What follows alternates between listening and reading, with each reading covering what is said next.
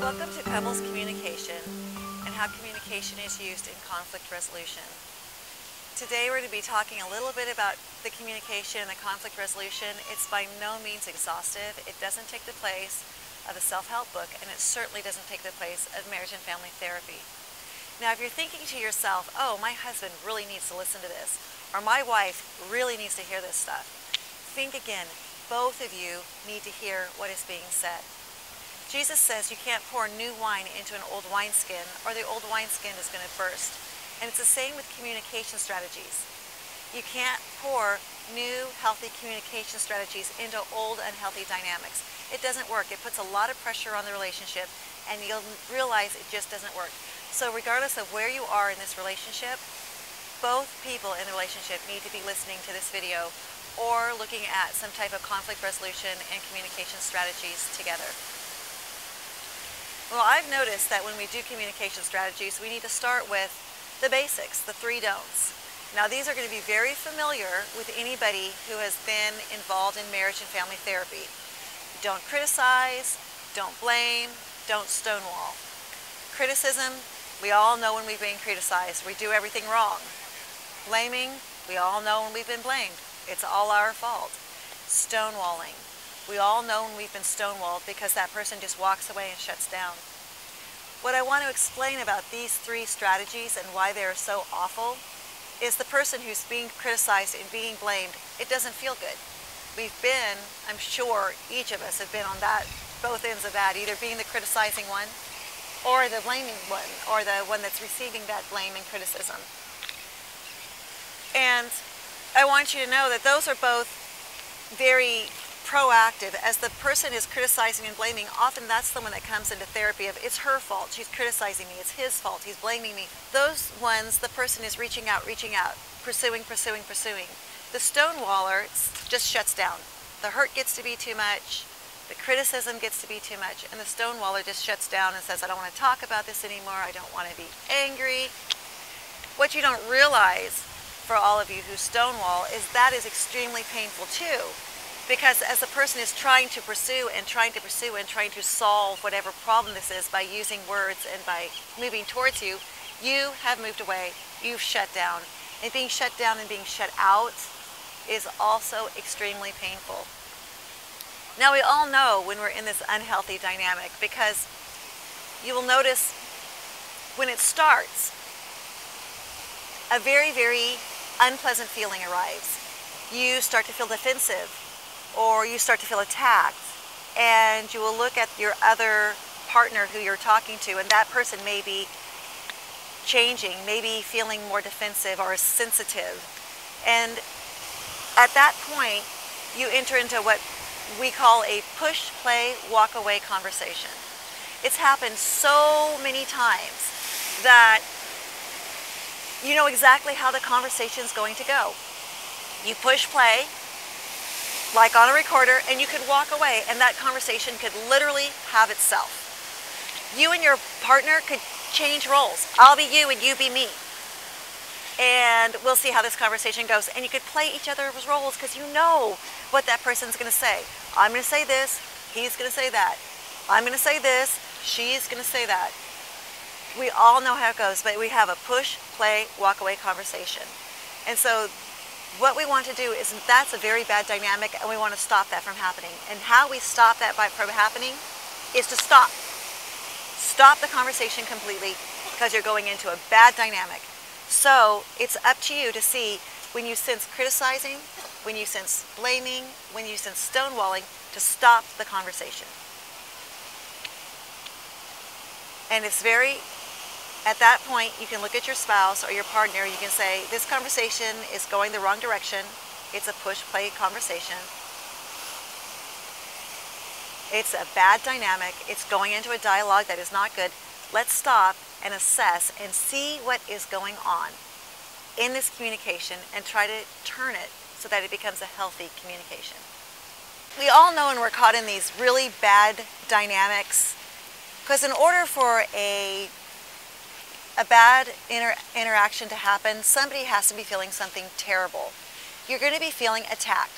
You're going to notice that your partner is getting defensive or oversensitive is another word that we like to use. And with this, that's when it's up to both partners to stop the conversation. Very important to stop the conversation right there, and let's assess those bad dynamics. Let's go to the Bible and find out what we can do for these dynamics. James 3:13 through 18 reads, "Who is wise and understanding among you? Let him show it by his good life, by deeds done in humility that come from wisdom. But if you harbor bitter envy, selfish ambition in your hearts, do not boast about it or deny the truth. Such wisdom does not come down from heaven, but is earthly, unspiritual, and of the devil. For where you have envy, selfish ambition, there you will find disorder and every evil practice. But wisdom that comes from heaven is first of all pure, then peace-loving, considerate, submissive, full of mercy and good fruit, impartial and sincere. Peacemakers who sow in peace raise a harvest of righteousness." We need to ask ourselves, what type of wisdom are we using? The earthly wisdom, which is a wisdom that just wants to prove that you're right, or wisdom that comes from above, which is peace-loving and humble? So you say humble. What do you mean humble? Does that mean I have to agree with my spouse? Does that mean everything they do is right? It has nothing to do with right and wrong. And you're going to find out very quickly when we really look at conflict resolution, it doesn't have anything to do with right and wrong. It has a lot to do with the way you feel about what's being said. But right and wrong, that really is not going to be the issue by the time all of this is over. And you're going to see that very clearly. So let's give humble a working definition. For the purposes of this video, let's say that humility is thinking that just maybe you're not always right. Thinking that just maybe in this circumstance, you could be wrong. Just maybe. Taking that as a definition for humility, you're going to realize gives a lot of working room in the conversation. So what I want you to understand is a conversation has two parts. It has a speaker and it has a listener. It has the person who is talking, and it has the person, it has to go through that space, and it has to go to that person's ears, and then that person hears it, the listener. Okay, so we have the speaker who's speaking, and we have the listener who's hearing. And then the listener puts a lot of weight and value which words to understand as being more meaningful than other words. And then that listener goes through this whole process and out comes a response. And sometimes the response is very surprising because you're all, the speaker was, that's what you heard, or that's what you're responding with, and it doesn't make sense. In my office, I will say, what is the goal of this conversation? And more than once, I'll see one person who they're talking about finances and just basically figuring out what's the financial situation. And the other person will be talking about prioritizing what they need to do with the kids. And so one's talking about finances, the other one's talking about parenting priorities. They think they're talking about the same thing, but they're not. So it's really important when you get into an argument, when you're feeling that uncomfortable thing, because to start an argument, you're going to realize there's a very uncomfortable feeling. You stop, and it's up to both spouses to stop at this point and say, what is the goal of this conversation? And each of you state your goal. And then you can sit down and decide which one do you want to talk about first. As in the case that I gave you, the priority, what's most important with the children, or just the basic overall financial picture. Walking down Seal Beach the other day on Main Street, and I saw this man wearing this shirt, and I loved it. It said, "I'm not arguing, I'm just explaining why I'm right." And of course, we never argue. Our spouse argues, our partner argues. We're just explaining why we're right. I don't yell, I raise my voice. I don't get angry, I get frustrated. And these things, they're negative. They're very negative, and that's when you know that you've entered into an unhealthy dialogue. when we find ourselves in these unhealthy dynamics and we stop, now what? What do we do? This is a really good place to learn to insert the I statements. Now, some of you might recognize some of these I statements, but there's a proper way to make an I statement. With a proper I statement, the focus stays on me, the speaker. Me. Me. I feel hurt when you stay out late with your friends because I feel unvalued. Do you notice that when I say it that way, the focus is on me, I, the speaker? If it transfers to the listener, it sounds something like this. I feel hurt when you stay out with your friends because you would rather do anything than spend time with me. Do you notice now, instead of it being a I statement focused on me, it becomes an accusation. And once it becomes an accusation, yes, the listener feels attacked and the conversation digresses. So keep your I statements on the speaker. This takes practice. It takes practice. You don't get it right away, but practice the I statements. Now, when it comes to feeling, I feel, that's another thing that we need practice with. I often find that we have a very limited emotional vocabulary. And so what helps with the I statements is if you do it something like this. With the feeling is to breathe. Okay, you say I feel, inhale, exhale, and then the word comes out. I feel relaxed. I feel sad. And then as your vocabulary increases, the words will become more precise. I feel unvalued. I feel lonely. And the words will come out a little better, a little softer, a little easier, less pressured as you practice these I feel statements. Now, when after you exhale, it should only be one word. I feel sad, lonely, unvalued. Otherwise, it turns into a lecture. And this is how it happens when people haven't practiced. They're more like, I feel that you would rather do anything than spend time with me. Now that is a lecture. If it's more than one word, it immediately transitions into lecture. So if you're having problems thinking about, or you're struggling with trying to find the word that expresses your emotion, go online, find a mood chart. There's a ton of them for free, or feelings, and then there's a list of them. And then you can look down that list and find one that describes you. I notice in my office, people need prompting with this. I'll have to give them 2 or 3 or 4 words to choose from to see which one fits. And I'll be like, okay, we'll hold that one here in the queue until we find something that fits better.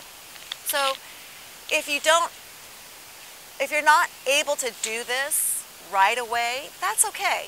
It takes practice. So give yourself time and give yourself grace to practice. Now, the listener, after hearing the I statement, has a wonderful opportunity for what we call a redo. Now, redos are beautiful things. And in every relationship, you have to have room for redos. With husbands and wives, domestic partners, mothers and fathers and their children, redos are really important. Because now the listener, when he hears that somebody's feeling this way, that his spouse or her partner is feeling this way, the redo is an opportunity for them to say, I do not mean to make you feel unvalued. I don't mean to make you feel unvalued. Can I rephrase this? And so that way it gives them a chance to redo or to rephrase what's being said in a way that you can hear the intent of what is being said, rather than just being all caught up in the words. Because what we want is the intent. We want the speaker to say things and the listener to hear it in the intent that it's meant to be said in. Okay? And we're going to really work on, as the listener is feeling hurt or feeling sad or angry, is what the intent was, and to give them the benefit of the doubt. That's what we call giving your partner your bod.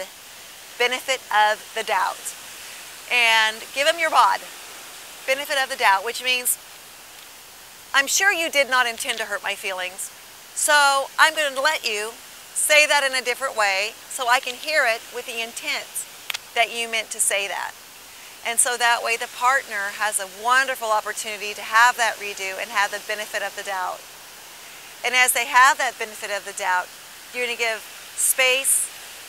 As you notice, the relationship starts to grow and have little space for good interactions. Bad interactions, unhealthy dialogue, unhealthy dynamics tend to squeeze out the life of a relationship. It tends to squeeze out so there's no room to have any type of growth or any type of connection. But as you learn to use your I statements, which is our communication strategies, you learn to understand how you feel about what's being said and how important that is.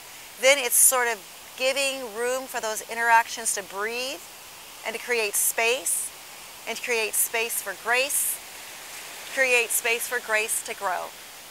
Philippians 2, 3, and 4 clearly state, "Do nothing out of selfish ambition or vain conceit, but in humility," there is that word again, "but in humility consider others better than yourselves. Each of you should not look to your own interests, but also to the interests of others." This is a beautiful verse to think about when it comes to communication strategies.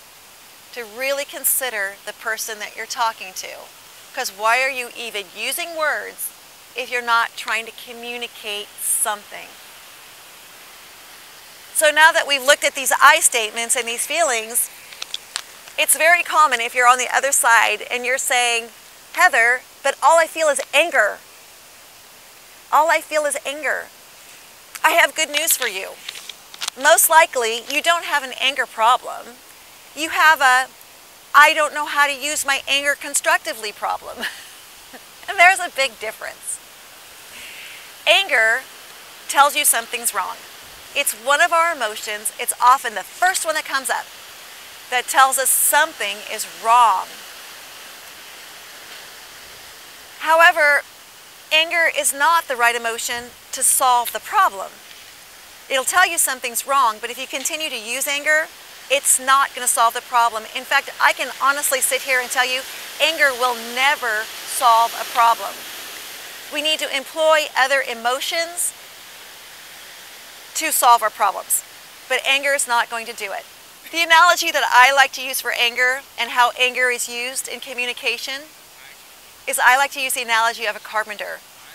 Say you have a carpenter who wants to cut a plank a certain length. The first thing he's going to do is take out his tape measure and he's going to measure that piece of wood. Now imagine after he's measured that piece of wood and placed the mark on it, he takes his tape measure, turns it on its side, and starts to saw the wood.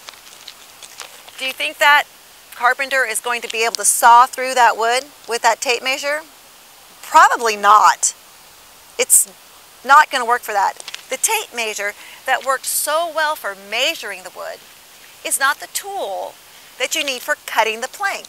So he's going to put that tape measure back in his tool belt and he's going to pull out another tool that is better for actually cutting through the wood. It's the same with our emotions. Anger jumps up. It's the first tool we pull out of our emotional tool belt and it says, something's wrong. Something is terribly wrong here. Alert. So that's great. Thank your anger for letting you know that something's wrong. Put it back into your tool belt. Pull out another emotion that is capable of actually solving the problem. An emotion that we can use to discuss and get to the deeper issue of what is happening. Einstein's definition of insanity is this: trying the same thing over and over again and expecting a different result. If we want to have healthy communication, we have to try different things. We have to try a different approach to communication in order to resolve our old conflicts. Now you've practiced your I statements, you've learned how to breathe, and to say the I feel statements, and you still don't like what you hear. You say, Heather, I've listened to my spouse. I have told him or her how I feel about what is being said, and my feelings are still hurt. An example would be, I feel unvalued when you stay out late with your friends. And my partner comes back with, if I don't stay out with my friends, I feel suffocated. And you're all, wait, suffocated, unvalued? These are very, very uncomfortable emotions. Yeah, they are uncomfortable emotions, but they're emotions we can deal with. That's what's causing the conflict. Not all the words on top of that, but that is what's causing the conflict. That is something that we can actually work with. And it gives you something that if you can't work through this, it's more than okay to go to your therapist and say, this is what's really happening between us. I'm feeling unvalued, I'm feeling suffocated, and those are things that we can actually work with. Thank you for joining me. I know this is not exhaustive at all when it comes to talking about communication strategies and conflict resolution. It's simply an introduction. And as you can see, there's a lot of work that's left to be done, but hopefully it'll get through the arguing and into the real conversation that needs to happen. And this doesn't take the place of a self-help book. The books that I like to use in my office are Sue Johnson's Hold Me Tight, also the Harville Hendricks work called Receiving Love. Those are very important works, very good works, very good books to read. Also, if you've never been exposed to marriage and family therapy, it's something that you might want to pursue because it's extremely beneficial for working through these types of conflicts so that they don't have to happen and just be the defining characteristics of your relationship, but your relationship can be defined through healthy interactions. I hope you found this helpful and have a blessed and beautiful day.